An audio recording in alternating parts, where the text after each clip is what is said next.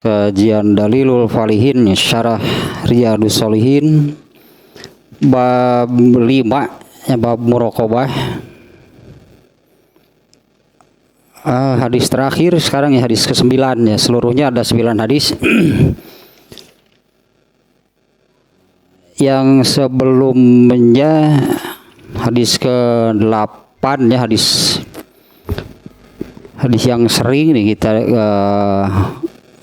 kita baca, yang kita ungkap nih hadis diulas dan ada tambahan sedikitnya karena yang dimuat di sini hadis ke-8 ini pendek dan memang sering yang membaca hadis ini hanya sampai di sini.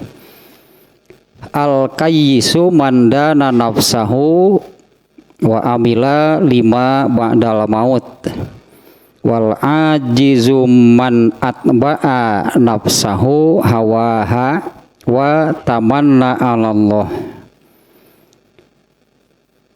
Ini demikian ya redaksi hadisnya ya, hadis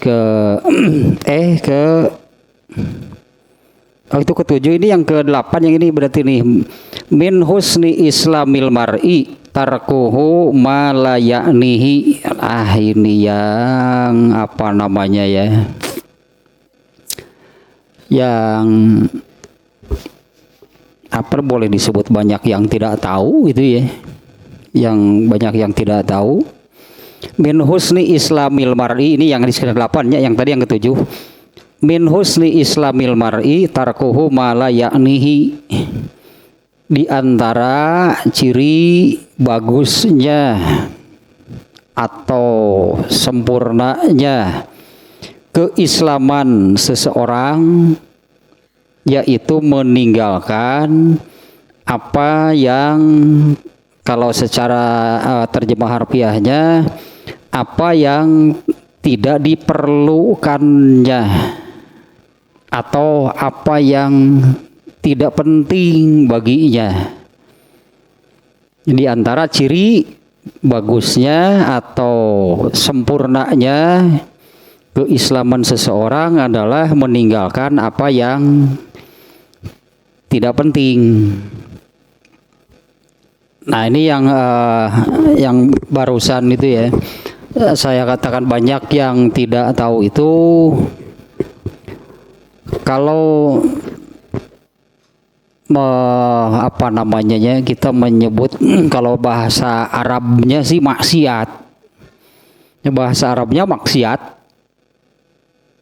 Kebalikan dari taat itu maksiat. Kalau taat artinya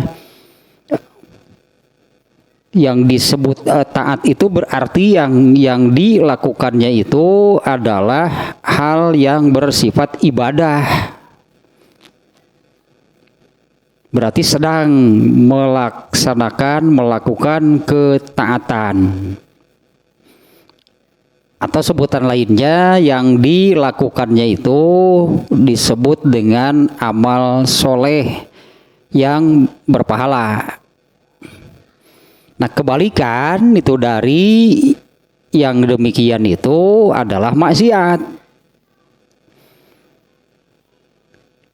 Kalau kita merujuk kepada hadis yang ini juga hadis populer nih ya, yaitu yang kullu ummati yadkhulunal jannah ya, semua dipakai kullunya, kullu ummati yadkhulunal jannah, semua umatku akan masuk surga illa man aba, kecuali yang menolak. Agak aneh gitu ya, redaksi hadisnya agak aneh. Demikian juga para sahabat yang mendengar hadis Rasul bersabda demikian, mereka menanyakan, waman ya aba ya Rasulullah, siapa yang menolak? Gitu kan, siapa yang menolak masuk surga? Karena terdengar aneh, apa ada gitu orang yang menolak masuk surga?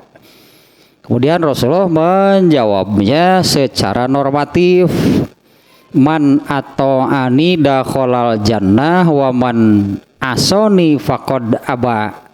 Jadi sebetulnya hanya ada dua. Man atau ani, barang siapa taat kepadaku pasti masuk surga.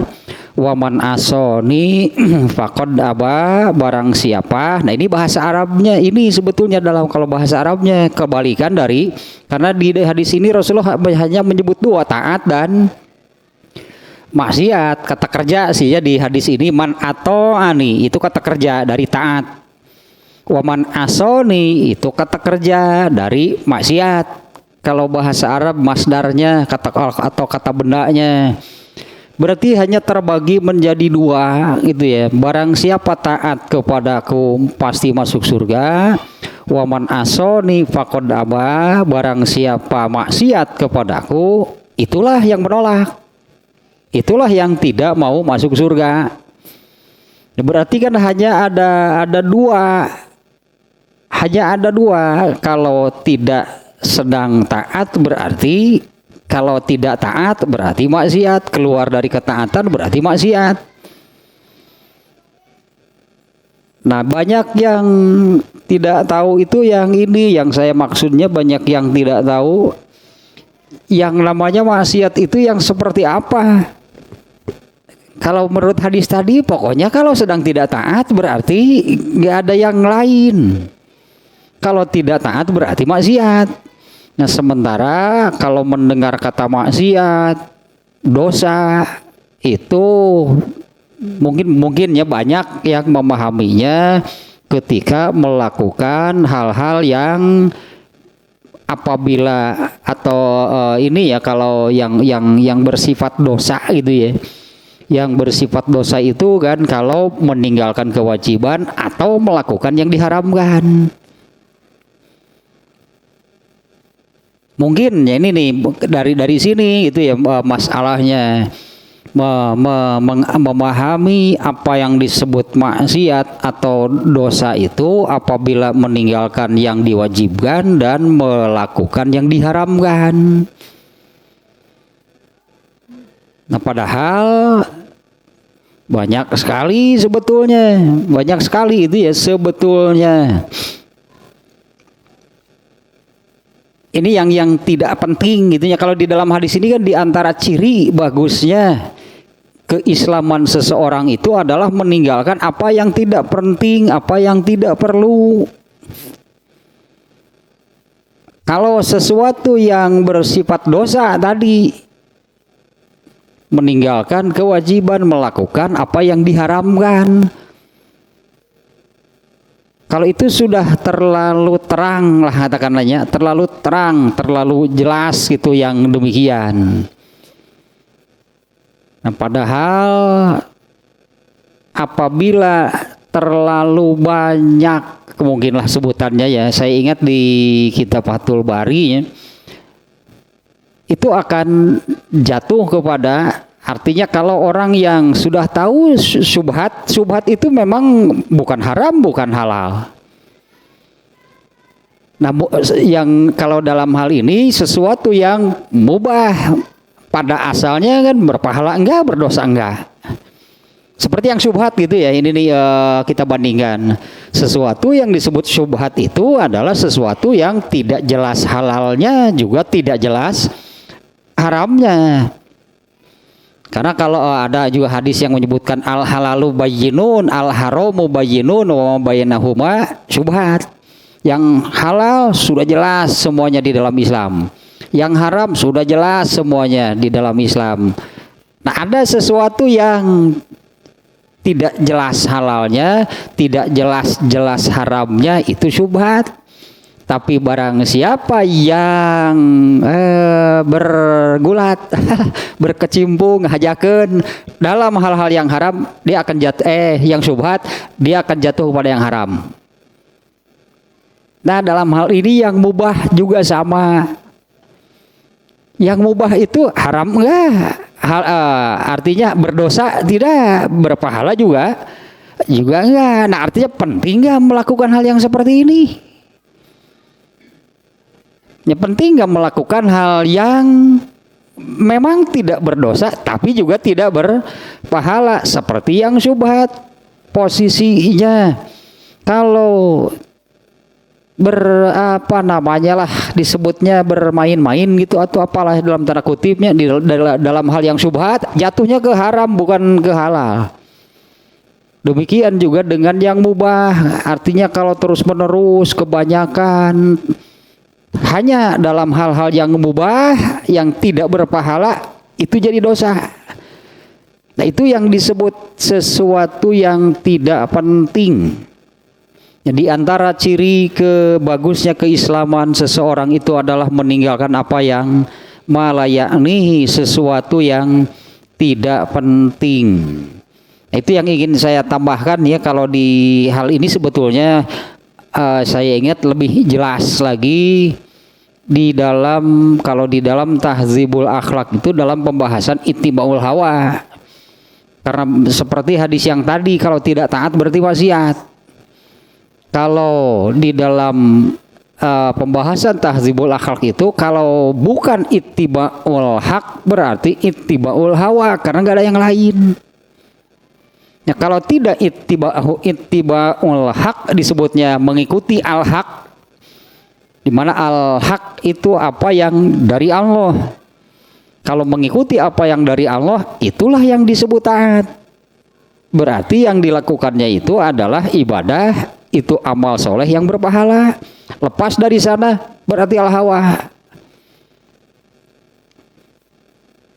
Itulahnya hadis ke-8 tanya min husni islamil mar'i. Kalau sering makanya saya ini ya saya sampaikan gitu ya, saya contohkan melakukan sesuatu yang jelas bukan dari al-haq. Bukan dari al-haq, tapi dari al-hawa. Kalau saya suka contohkan, ada orang yang apa namanya ya karena apa namanya karena hayang jeung resep teh ya balik di kadinya lah da motu eta. Lantaran ngagugu ka hayang jeung resep teh ya, banyak orang beragam melakukan apa yang sesuai dengan kahayang jeung resepna. Aya nu kana mancing lah, aya nu kana sesapedahan lah, aya nu kana naon teh kana bonsai lah. Ngurus bonsai tadi isuk lebih ka sore. Itu ibadah bukan, itu amal soleh bukan, berarti bukan al-haq. Kalau hitung-hitungan sebetulnya ada 4 mungkin unsurnya ya. Ada 4 unsurnya. Di mana ketika melakukan hal tersebut itu 1 waktu, 2 pikiran, itulah 3 tenaga, 4 biaya nih kalau mengeluarkan biaya. Waktu saja misalnya dari pagi sampai sore dipakai hal seperti itu. Eta tersebut apa namanya padahal peringatan gitunya, peringatan dari Allah terkait waktu itu di surat Al-Asr itu kan, wal asri, demi masa itu isinya adalah seluruh manusia itu pasti celaka. Ini terkait dengan waktu terutama di surat tersebut. Nah, sekian mungkinnya tambahan atau ulasan ya dari hadis ke-8. Nah, artinya ini yang ya perjuangan ini amat perjuangan berat, berarti sebetulnya benar-benar perjuangan berat. Bagaimana mengisi waktu berarti, apalagi kalau merujuk ke hadis yang ini, bukan soal waktu harus terisi, tapi kan waktu itu waktu dan sehat itu Rasulullah sudah menyabdakan itu adalah kenikmatan, di mana semua kenikmatan itu harus disyukuri. Definisi syukur itu adalah itu benar-benar berat ternyata nih ya. Nikmatani magbunun fihi makasirun minan nas. Dulunya di awal sekali pembahasan Kitabur Riqaq, hadis yang artinya Imam Bukhari dalam membahas hal tersebut sebagai pondasinya, landasannya adalah hadis tersebut. 2 macam kenikmatan itu redaksi hadisnya, artinya bukan kesimpulan. Rasulullah yang sudah menyabdakan bahwa 2 kenikmatan di mana banyak sekali orang celaka nih karena 2 kenikmatan ini, yaitu as-sihhatu wal firagu, yaitu sehat dan waktu. di mana kenikmatan itu kan wajib disyukuri. Dengan definisi gitu kan, syukur itu adalah menggunakan.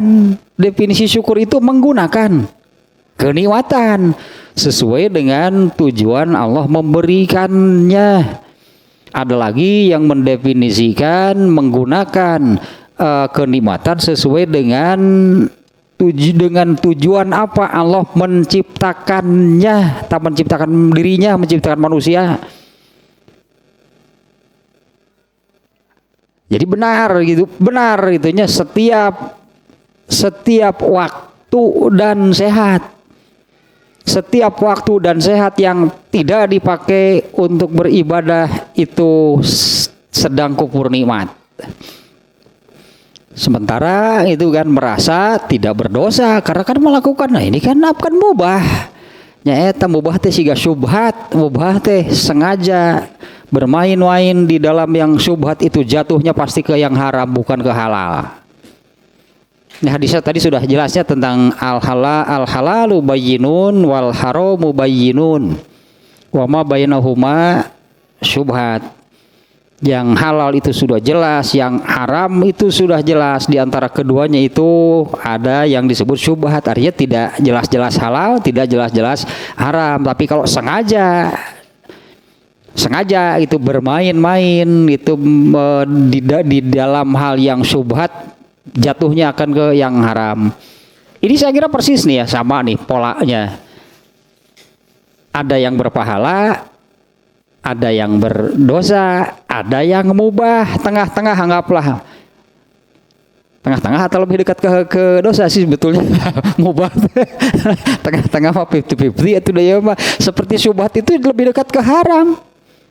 Belum sampai haram, itu memang tidak haram pada asalnya, tapi kalau bermain-main di dalam hal yang syubhat, jatuhnya ke yang haram, akan ke halal. Tapi persis, polanya persis sama, ada dosa, ada pahala. Mubah itu tidak dosa, tidak pahala, tapi kalau banyak berkecimpung, banyak beramal untuk hal-hal yang mubah, jatuhnya kemana? Mustahil jadi pahala. Mustahil jadi pahala, malah jatuhnya ke tatah tidak penting gitu. Ini yang dimaksud oleh hadis ini,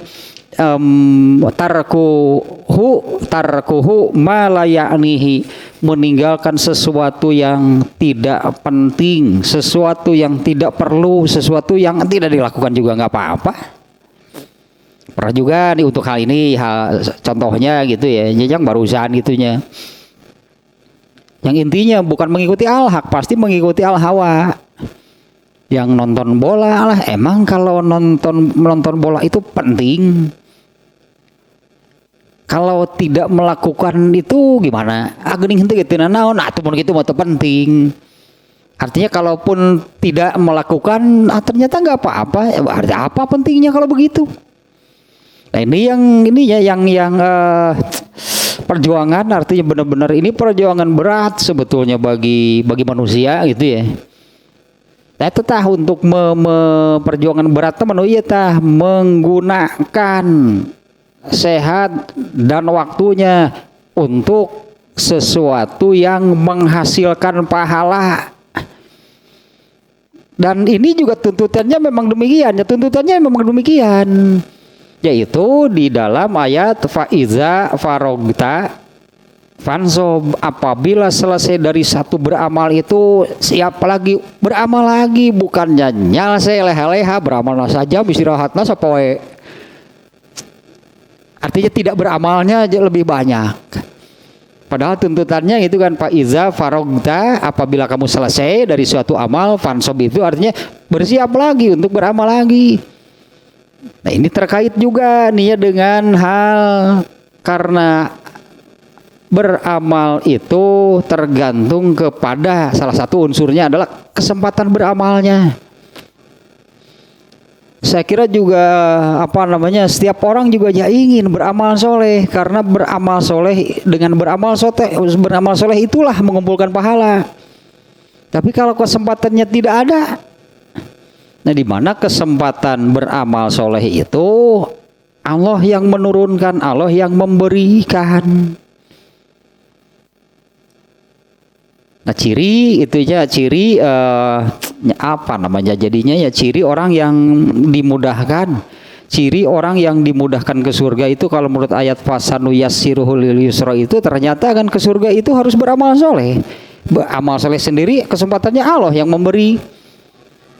Nah, ciri orang yang dimudahkan ke surga itu adalah dengan ini berarti Allah itu semakin banyak memberi kesempatan beramal soleh dan ketika melakukannya oleh Allah ditolong sehingga ringan, itu tidak terasa berat.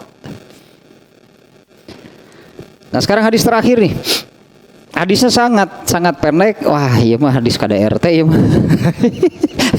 hadis KDRT iya mah. Hadis ke-9 ya, hadis terakhir dari bab muraqabah. Ini juga muraqabahnya juga agak sulit ya, saya lihat, saya baca di penjelasannya juga nih. Tidak terlalu terang, tidak terlalu jelas itunya muraqabahnya di sini. Kita baca dulu hadisnya nih. An Umar radhiyallahu anhu. Anin Nabiyyi sallallahu alaihi wasallam qala la yus'alur rajulu fima daraba mra'atahu. Ah, ieu mah KDRT ieu mah. Mun ayeuna mos dilaporkeun setik-setik ge nyintruk ge. Dari Umar bin Khattab ya, dari Umar bin Khattab semoga Allah meridhoinya. Dari Nabi sallallahu alaihi wasallam beliau bersabda, la yus'alur rajulu fima daraba mra'atahu. Sekiannya redaksi hadisnya pendek. Seorang laki-laki suami di sini ya, seorang suami tidak akan ditanya mengapa dia memukul istrinya. Wah, kenapa? Kepretan ngapoe kalau memang dihisap. Ya mah hadis KDRT ya mah. Ya hadisnya memang demikian ya, la yus'alur rajulu, seseorang laki-laki, ar-rajulu seseorang laki-laki itu suami, la yus'alu tidak akan ditanya fima daraba mra'atahu, mengapa dia memukul istrinya. Saya baca ini penjelasannya cukup pendek. Di antaranya ini ya di redaksinya ini hadisnya menggunakan kata kerja bentuk pasif. Tidak akan ditanya seseorang mengapa dia memukul istrinya. Artinya alasannya disembunyikan di sini. Ya, apa alasannya gitu ya? Ya, apa alasannya itu seseorang memukul istrinya? Nah, ini disembunyikan itu alasannya kalau menurut penjelasan di kitab ini yaitu an yakuna sababu mimma yustahya min zikrihi. Ya, alasannya tidak disebutkan, disembunyikan karena sesuatu yang, atau bisa saja ini karena sesuatu yang memalukan. Saya baca hadis lain ya.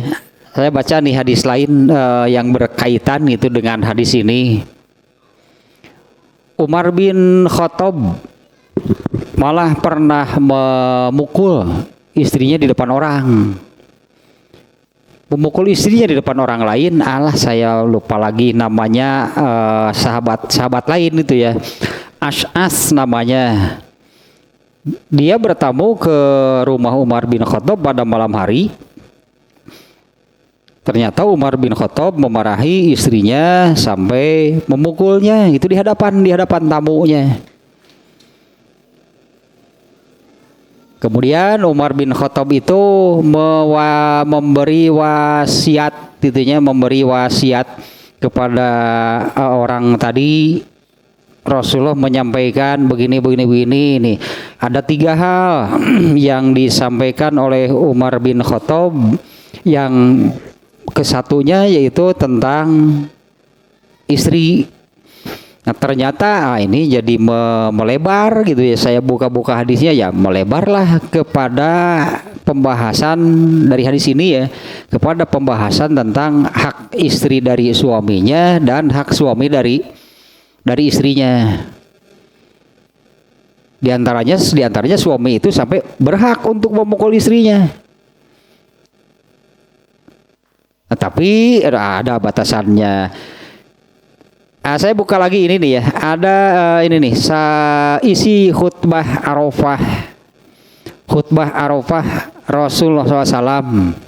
Panjangnya khutbah Arafahnya cukup panjang. Karena biasanya kalau khutbah Jumat, khutbah gerhana, Rasulullah itu pendek dan Rasulullah terangkan hadis. Rasulullah terangkan hadis. Eta we bungkul eta hadisna. Nya geus sakitu.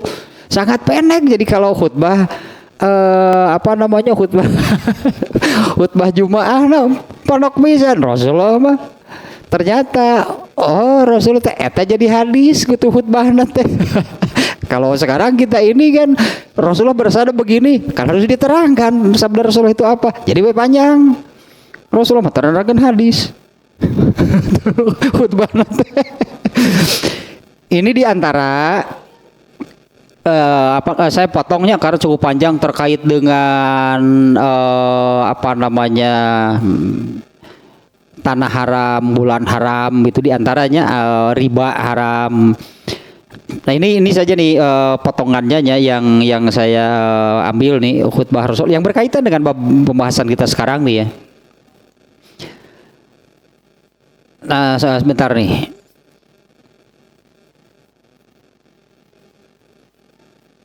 Nah ini nih bagian ini. Kemudian sebelumnya khutbah Arafah Rasulullah. Nah ini ada bagian ini di tengahnya nih. Kemudian jagalah dirimu terhadap wanita. Alah bahasana teh meniki atunya. Kamu boleh mengambil mereka sebagai amanah dari Allah. Nah ini secara umum lah itu artinya ya apabila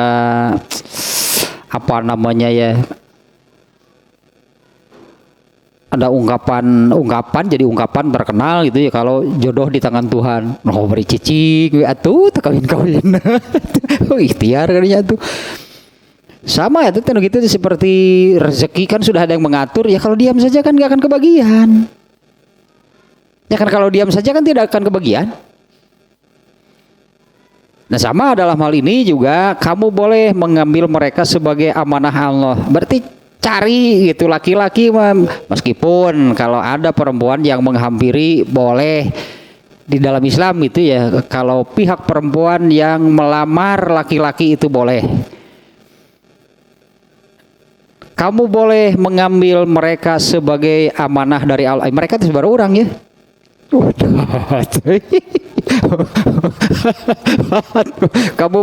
kamu satu orang. Kamu boleh mengambil mereka sebagai amanah dari Allah. Karena pada akhirnya yang tadilah disebutnya jodoh di tangan Allah. Allah lah hakikatnya yang menjodohkan. Katakanlah seorang perempuan kepada seorang laki-laki, di mana itu nilainya adalah Allah mengamanahkan seorang perempuan kepada suaminya. Artinya suami ini mengemban amanah dari Allah. Itulah itunya nilainya gitunya sebuah istrinya pernikahan.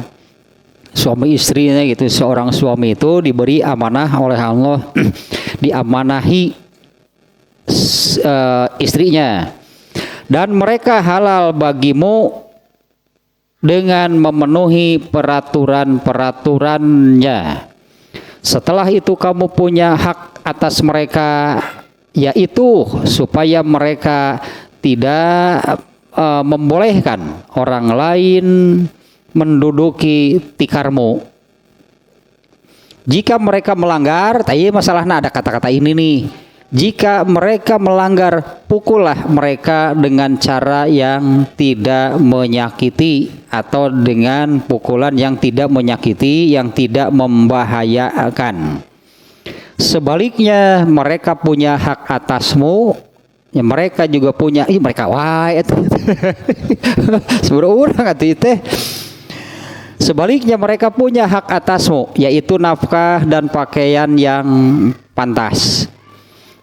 Kuwariskan kepada kalian suatu pedoman hidup yang kalian pegang teguh, yaitu Al-Quran. Kalian semua akan ditanya mengenai diriku, lalu bagaimana nanti kalian menjawab? Mereka menjawab, kami bersaksi bahwa Tuhan benar-benar telah menyampaikan risalah, Tuhan telah menunaikan tugas dan memberi nasihat kepada kami. Kemudian beliau bersabda sambil mengangkat jari telunjuknya ke langit dan menunjuk kepada orang banyak, ya Allah saksikanlah, ya Allah saksikanlah, ya Allah saksikanlah.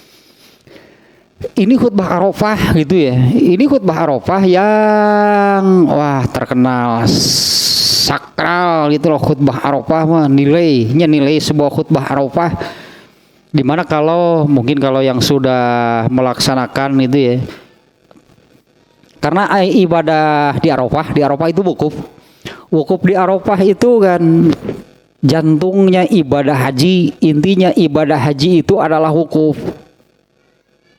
Artinya ibadah pokok inti paling utama gitu ya. Seluruh rangkaian pelaksanaan ibadah haji itu adalah wukuf. Nah, di mana namanya juga wukuf ya, diam, berarti arti wukuf itu diam. Diam di Arafah gitu tempatnya, mulai dari ba'da zuhur hingga maghrib. 6 jam, bukan 6 jam, pokoknya dari zuhur sampai maghrib.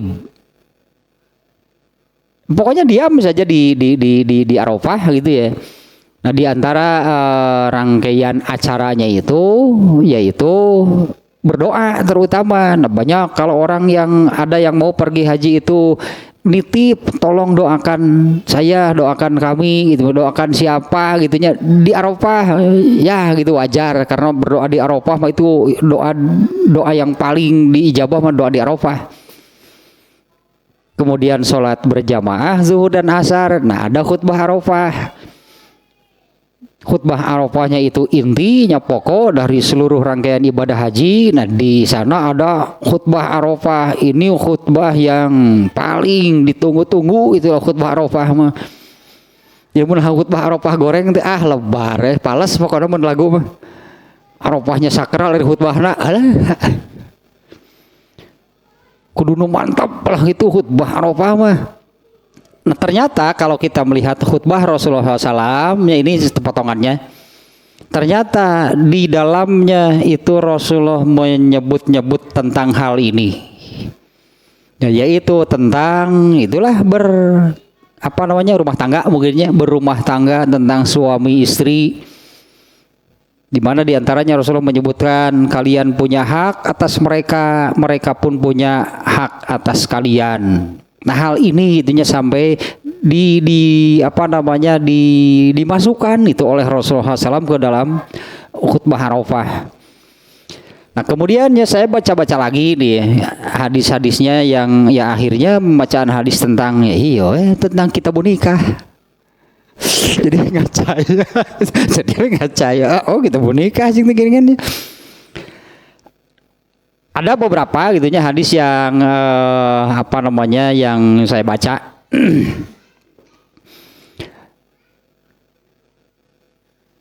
Di antaranya ini nih hadis yang hak istri atas suami. Nah, karena masing-masing punya hak.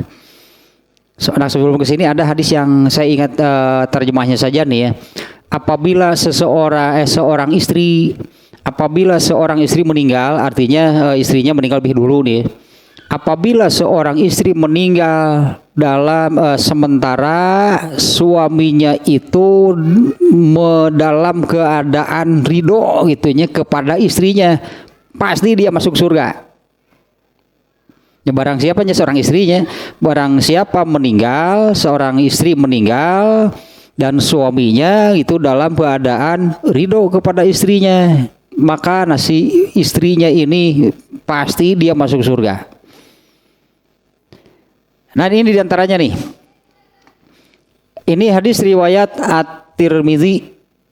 Imam At-Tirmidzi memasukkannya dalam pembahasan hakul mar'ati ala zaujiha, hak istri dari suaminya. Dari sini nih begini. Dari Sulaiman bin Amr bin Al-Ahwas ya, dia berkata, telah menceritakan kepadaku bapakku yaitu Amr bin Al-Ahwas. Nabi sallallahu alaihi wasallam bersabda, beliau bertahmid dan memuji Allah. Beliau memberi peringatan dan nasihat. Nah, beliau bersabda, ketahuilah, berbuat baiklah terhadap perempuan, karena mereka adalah tawanan kalian. Kalian tidak berhak atas mereka lebih dari itu, kecuali jika mereka melakukan perbuatan keji atau berbuat dosa besar yang nyata. Jika mereka melakukannya, jauhilah mereka dari tempat tidurnya. Antap, tong di baturan sarena. Ke urang deui nyamperkeun. Itu nama hepe-hepe hari-hari. Bae, sudah antap we cenah sare dina kursi di luar jeung tiris jeung kureungit urang deui nyamperkeun. Eleh deui. Jika mereka melakukannya, jauhilah mereka dari tempat tidurnya. Dan nah di sini Rasulullah ini pukullah mereka dengan pukulan yang tidak menyakitkan. Jika kemudian mereka menaatimu, maka janganlah kamu mencari-cari jalan untuk menyusahkannya. Ketahuilah, kalian memiliki hak atas istri kalian dan istri kalian memiliki hak atas kalian. Hak kalian atas istri kalian adalah dia tidak boleh memasukkan orang lain yang kamu tidak suka. Nah, dia tidak boleh memasukkan orang lain yang kamu tidak suka. Nah, ketahuilah, hak istri kalian atas kalian ialah kalian berbuat baik kepada mereka dalam memberikan pakaian, dalam memberikan makanan kepada mereka.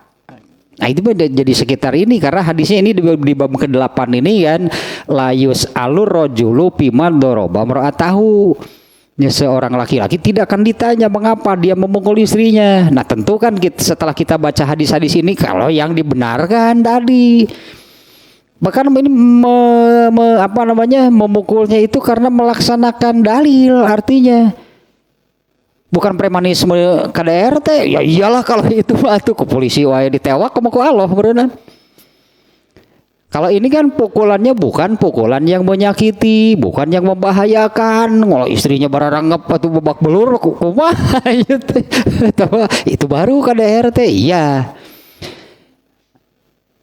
Bahkan bukan dibolehkan, diperintahkan. Itu ya benar kan? Karena ini di sini di dalam hadisnya ini redaksi hadisnya itu kata perintah. Apabila istri kamu itu melakukan perbuatan keji, berbuat dosa besar, maka tinggalkan. Itu kan awalnya kan, tinggalkan itu dia gitu, tinggalkan istri kamu itu dari tempat tidurnya. Setelah itu kemudian pukullah dia, tapi kan dengan yang tadinya sudah disebutkannya, pukulan itu dengan pukulan yang tidak membahayakan. Nah itu yang tidak akan ditanya, artinya itu yang tidak akan ditanya, dibenarkan, artinya ya tidak akan disalahkan, ya dibenarkan karena memang itu melaksanakan perintah. Nah di sini sangat nyata berarti nih ya. Sangat nyata nih, sangat nyata, itu sangat terlihat tentang hal ini, tentang yang menurut hadis ini yang halawatul iman, tentang halawatul iman, manisnya iman itu ya kan, salasun man kana fihi wajada halawatal iman. Ada 3 hal, 3 perkara yang kalau ketiganya ada pada seseorang, dia akan merasakan nikmatnya iman. Manisnya iman itu seperti apa gitu ya. Ada 3 unsurnya. Yang pertama, ayyakunallahu wa rasuluhu ahabba ilaihi mimma siwahuma. Yang pertama adalah Allah dan Rasulnya lebih dicintainya dibandingkan dengan siapapun. Nah yang kedua, nah ini yang terkait dengan hal ini ya, diantaranya ayyuhibal mar'a wala yuhibbuhu illa lillah wa an yaghdabal mar'a wala yaghdabuhu illa lillah. Tidak mencintai siapapun, tidak mencintai siapapun kecuali karena Allah, dan juga sebaliknya tidak membenci siapapun kecuali karena Allah. Nah ini nih memaknai ini yang disebut mencintai atau membenci karena Allah itu seperti apa, yang bagaimana? Kalau nggak salah di dalam pembahasan kitabul adabnya, kitabul adab di dalam Sahih Bukhari, ya, tentang silaturahminya di antara keluarga, di mana kan secara naluri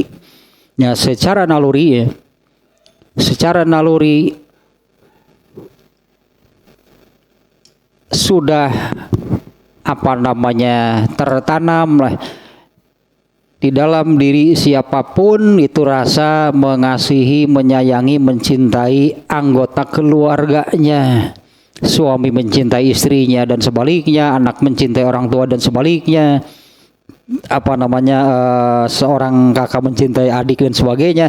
Itu kan tumbuh secara naluri, dimana kalau secara naluri seperti ini, maka hal ini juga akan ada di keluarga orang kafir juga sama. Orang tua mencintai anaknya, orang kafir juga seperti itu. Artinya kan ini bukan karena Allah, karena naluri. Atau kalau sebutan lain, ya karena istrinya, ya pantaslah mencintainya, ya karena suaminya, ya karena anaknya. Berarti kan itu alasannya. Nah ini berarti bukan karena Allah. Kalau mencintai karena Allah itu dengan landasan, mungkin sebutannya dengan landasan, dengan muatan agama. Membencinya itu karena alasan agama. Nah seorang suami yang disebutkan tadinya oleh Rasulullah bahkan perintahkan, pukullah istrimu, tapi bukan tetap pukulannya itu pukulan dengan landasan dan muatan agama. Memukulnya itu dengan landasan agama. Dalilnya alasan mengapa gitu memukul, alasannya alasan agama.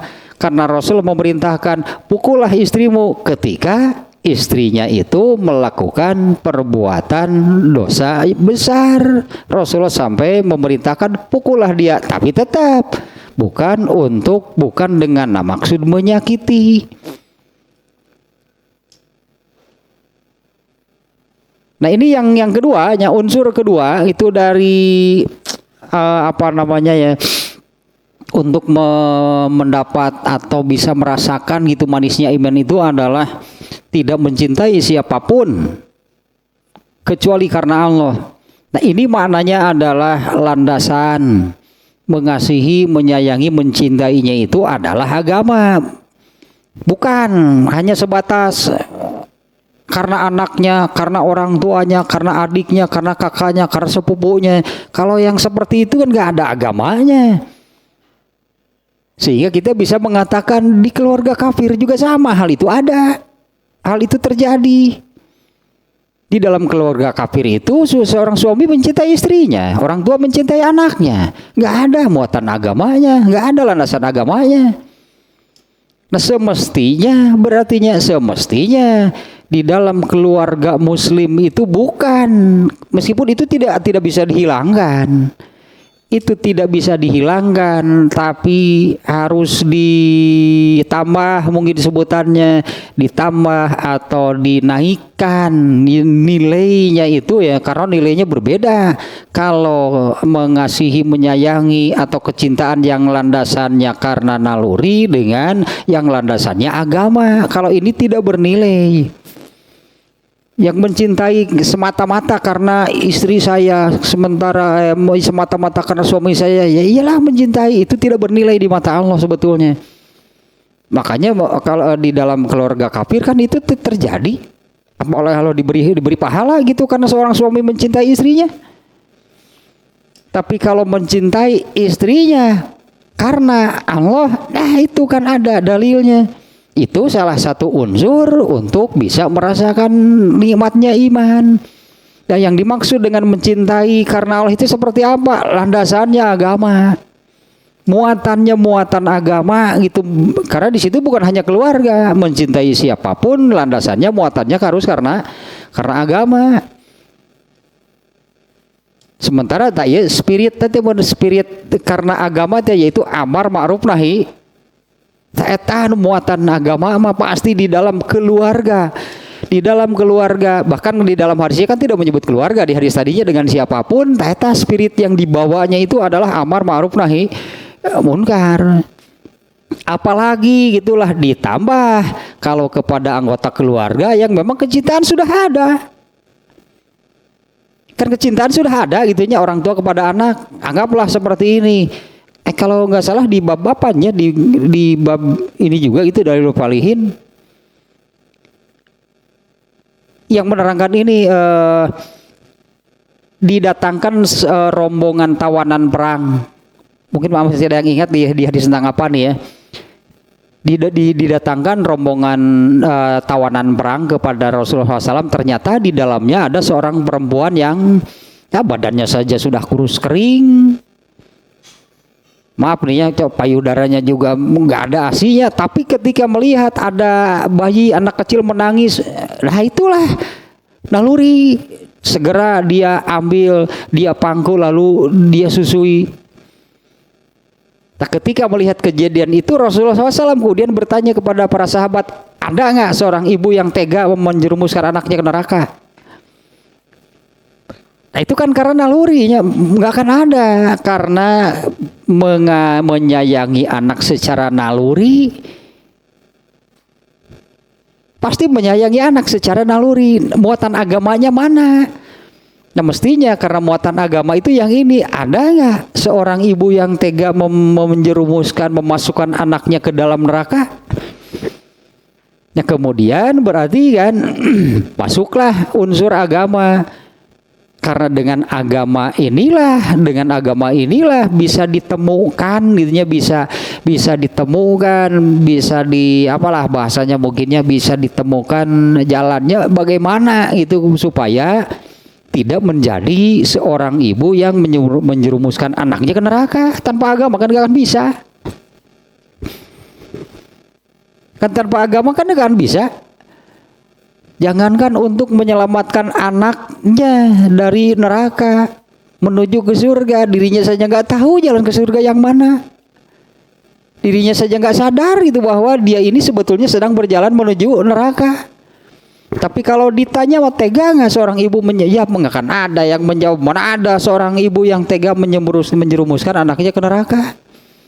Tapi padahal tanpa sadar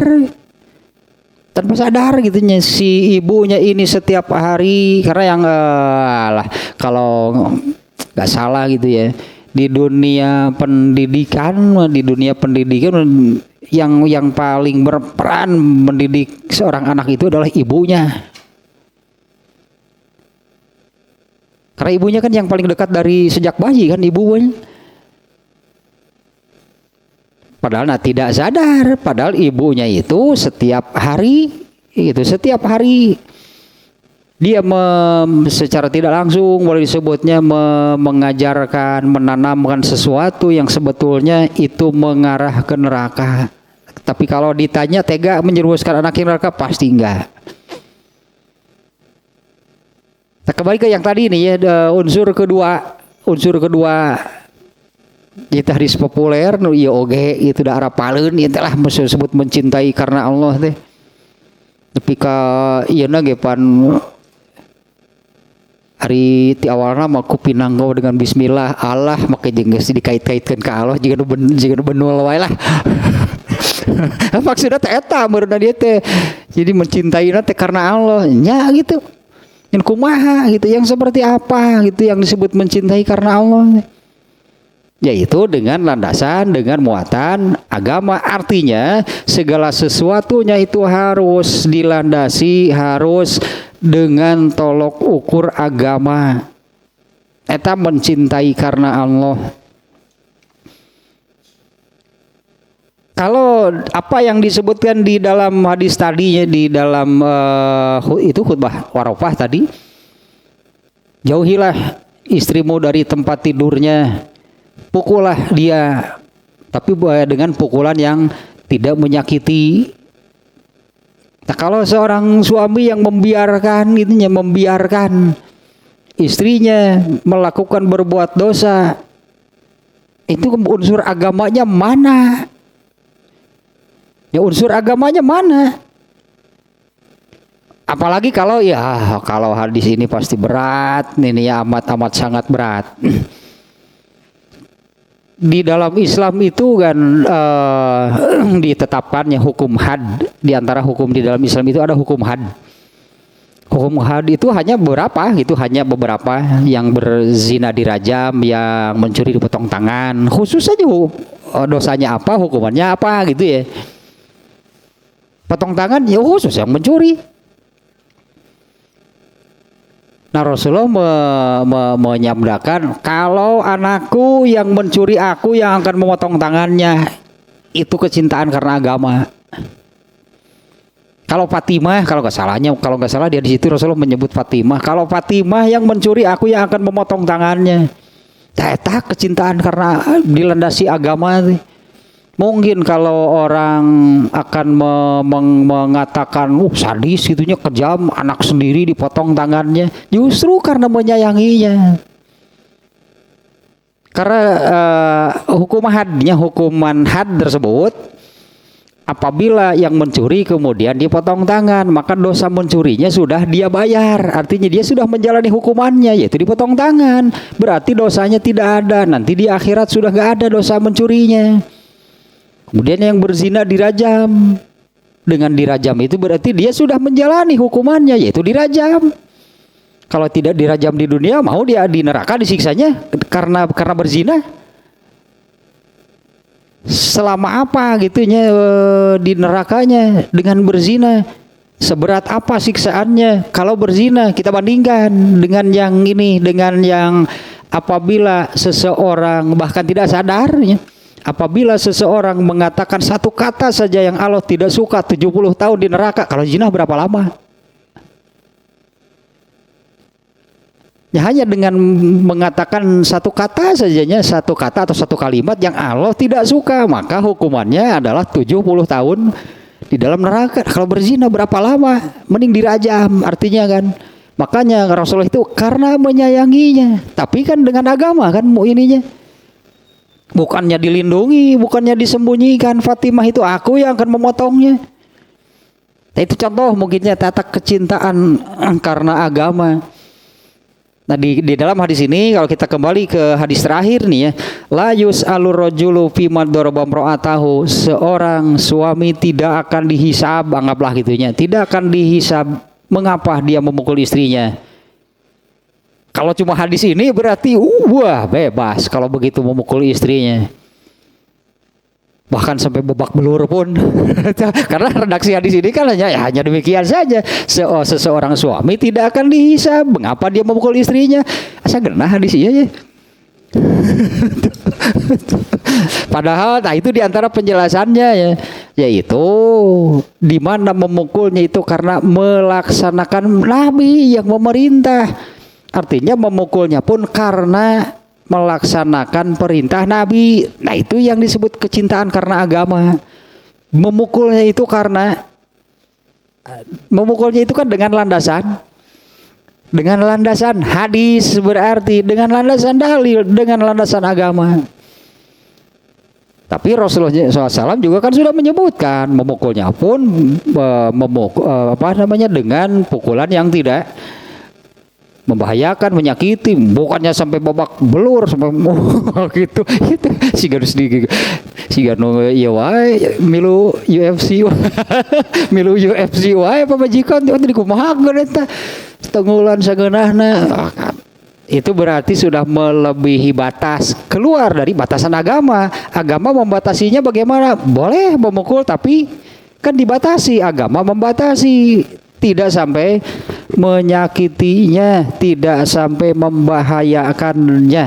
Nah itu berarti toleransinya sampai di sana. Itu yang bukan tidak akan dihisab lagi, malah diberi pahala karena melaksanakan perintah Rasulullah. Ya ini lebih ke ini nih sihnya, lebih ke urusan rumah tangga itu hadisnya. Karena pada dasarnya yang tadi seperti yang di dalam khutbah Arafah bahwa ketika Allah menjodohkan seorang perempuan kepada seorang laki-laki itu hakikatnya Allah itu mengamanahkan. Artinya Allah memberi amanah kepada si suami tentang istrinya. Amanah nama garis besar nama amanah dari Allahnya kepada para suami, yaitu bawa ke surga. Moal aya nu leuwih halus ti dieu bidadari di surga teh moal. Da intina mah kitu teh bawa pangmawakeun ka surga ulah sosoranganan wae. Bawa sok mun bisa mah ulah hiji. Mun bisa mah ulah hiji.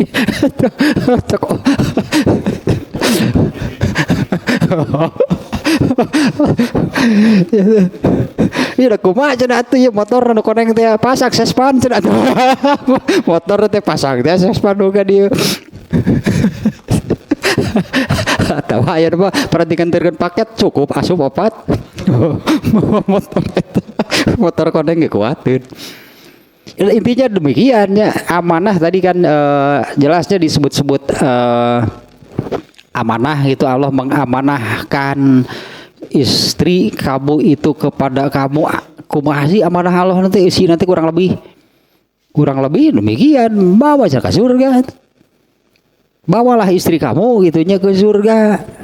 Karena di hadis lainnya ada yang intinya demikian, yang intinya bahwa perempuan dunia itu lebih baik daripada bidadari yang ada di surga. Bukan baiklah tong ningali ayeuna. Tong ningali ayeuna. Ayeuna mah da kalaku mah ge ngolotan atuh. Kok boke beki kolot mah iya gitu beda dari itu iya nya nu eta. Padahal kan bagaimana nya Quran gitu nya Quran ataupun hadis menerangkan bidadari surga sampai kepada seperti ini kan. Kulitnya saja transparan, uratna ototna ge kataringali teh bakat ku alus teh lain jadi goreng justru. Mun nginum susu teh katingali cenah atuh asup ka dieu teh caya tercair teh keur teh geuning. Transparan geuningan eta beda dari surga teh. Minum kopi katingali gitu hidungnya gitu. Kana katingali jeung si pejit. Ada hadis yang demikiannya sampai entah mau sulit ya pasti juga nya menerangkan tentang akhirat mau kebayang ayeuna. Di antaranya ada yang saya menerangkan seperti itu bidadari surga. Ternyata itu kan tidak lebih baik. Rugi berarti sebenarnya mah gitu, rugi, anggaplah ruginya. Kalau seorang suami yang dia masuk surga tapi istrinya tidak. Kaya bidadari itu tapi nggak akan lebih baik. Eta diamanatan kalau teh bawa tak ka ditu. Demo leuwih halus moal bidadari ditu teh. Pan aya anu kitu teh. Aya seperti ayatnya seperti Nabi Nuh ya, Nabi Nuh itu. Nabi Nuh itu istrinya ternyata durhaka. Nabi Lut juga ternyata istrinya durhaka. Teta tadi amanatan neta gitu artinya di sini memukulnya pun memukul kan tadi di dalam hadisnya ketika apabila istrimu berbuat dosa besar maka jauhi dari tempat tidurnya. Ya sadar keneh wae, nah baru pukulah dia. Nah, eta muatan agama itu memukulnya. Kalau memukulnya dengan landasan nafsu, ya tertadin ke babak belur, ke pengkor, apa majikan. Tak eta mah dengan landasan marah sihnya. Ini juga marah, tapi marahnya ini kan marah karena muatan agama, yaitu istrinya melakukan dosa. Kan tadi dengan ya spirit lah gitu, spirit yang dibawanya itu amar ma'ruf nahi munkar, itu kan seorang muslimah itu. Amar ma'ruf nahi munkar sebetulnya kan ini bukan hanya sebatas keluarga kan, tapi ya katakanlah ya terutama untuk keluarga. Nah, karena berdasarkan ayat ini juga memang ada perintah khususnya at-tahrim ayat genep. Ya at-tahrim ayat 6 kan itu yang isinya ku anfusakum wa ahlikum naro, diperintah secara khusus selamatkanlah diri kamu dan keluarga kamu dari api neraka. Yang kali itu nanti nuwaku duhan nasual hijaroh hasanah ayat etana gitunya redaksi ayatnya, di mana bahan bakarnya neraka itu adalah manusia dan batu, penjaganya malaikat yang kejam, sadis, bengis, yang tidak pernah maksiat terhadap perintah Allah. Eta khususnya perintah dari Allah untuk ya terhadap keluarga tentulah lebih khususnya. Meskipun tadi amar ma'ruf nahi munkar seorang muslim itu kan kepada semua orang. Nah, kembali lagi ke sini nih ya, ternyata ini yang dimaksudnya bahwa seorang suami tidak akan ditanya, tidak akan dihisab mengapa dia memukul istrinya. Nah, dengan hadis-hadis tadinya sudah jelas itu yang dibenarkan, justru yang dibenarkan karena mencintainya itu dengan landasan dan muatan agama. Marahnya itu karena istrinya berbuat dosa. Berarti ini muatannya agama berarti. Ya inilah yang disebut mencintai karena Allah.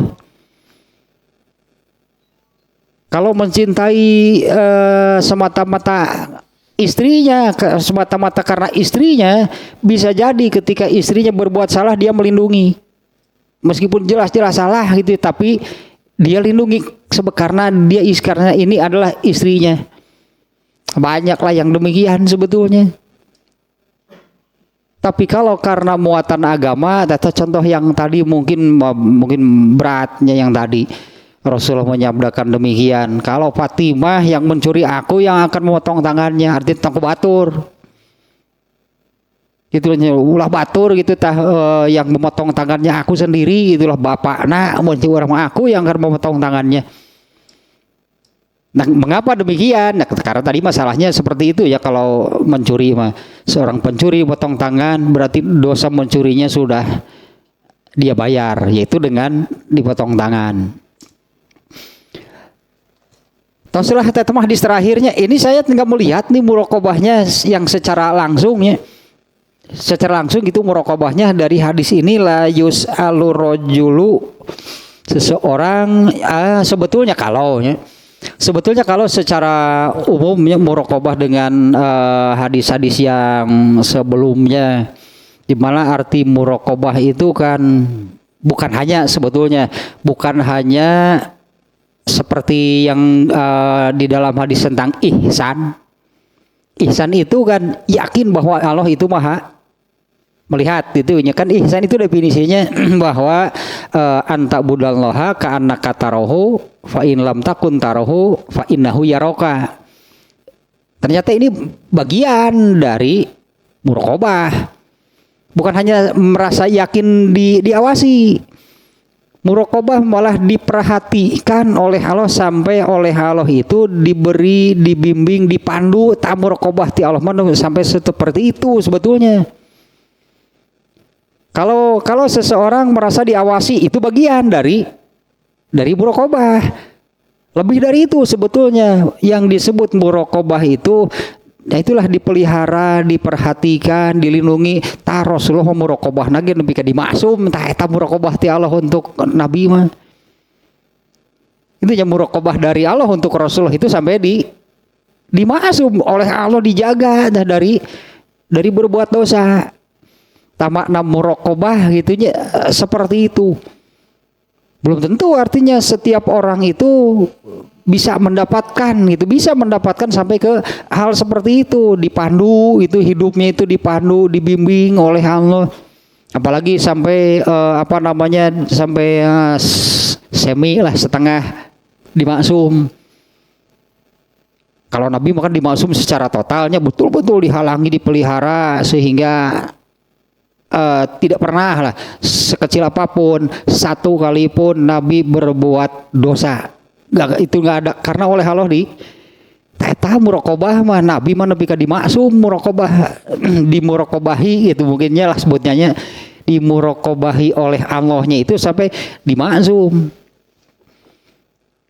Artinya kan diawasi, Nabi kan oleh Allah kan tidak dibiarkan tapi diawasi kan oleh Allah.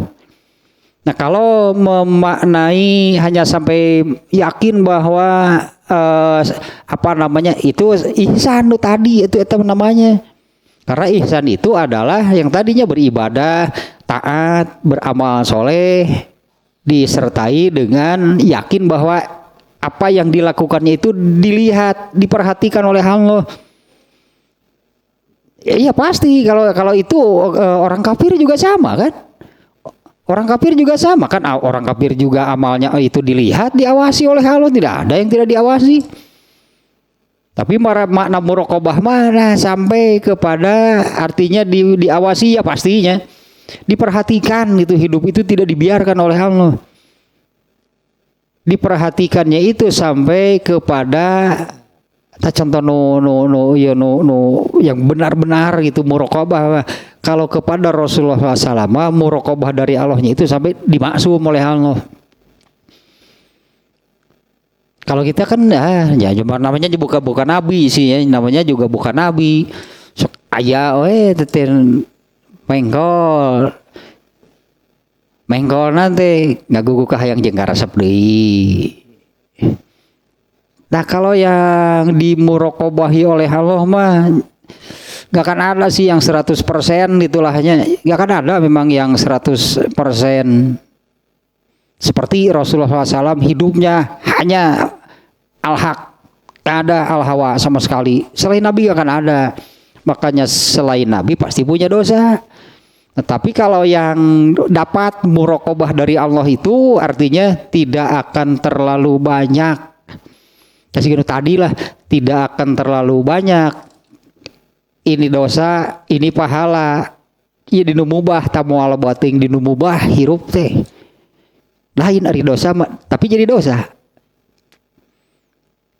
Nah kalau yang dapat muraqabah itu dari Allah, yaitu oleh Allah dipandu, dibimbing hidupnya, yaitu dengan yang tadinya dimudahkan jalannya ke surga dengan cara Allah akan semakin banyak memberi kesempatan beramal soleh.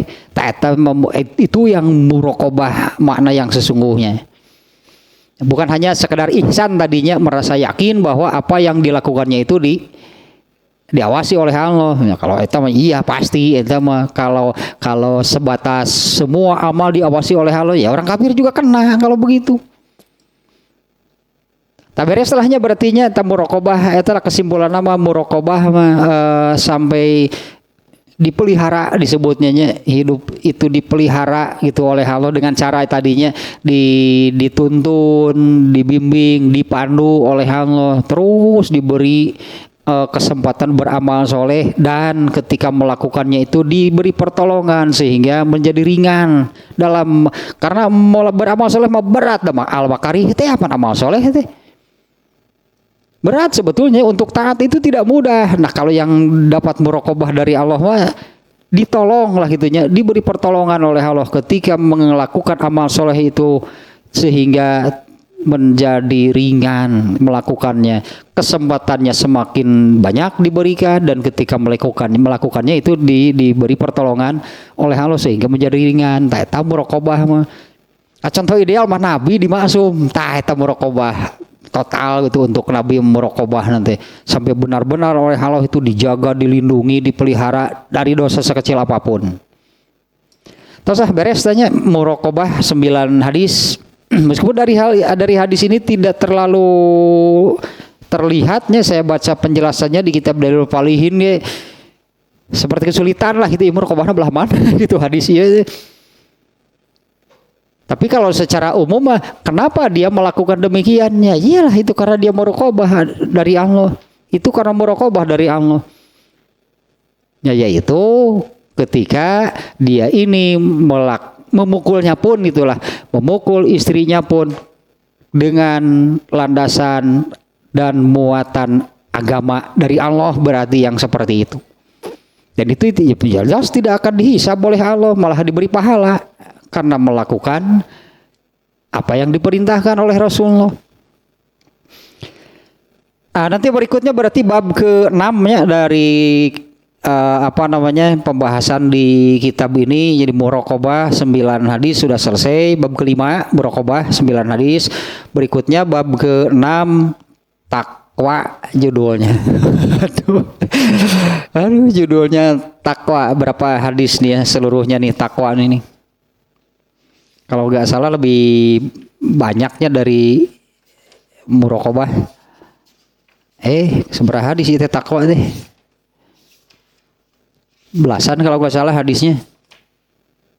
Ya kita bilang pokoknya mah sekian. Ke-6, ke-7, ke-8 mujahadah. Eta deui wae eta. Mujahadah itu diedankeun deui wae. Ternyata sedikit nih, berapa nih takwa?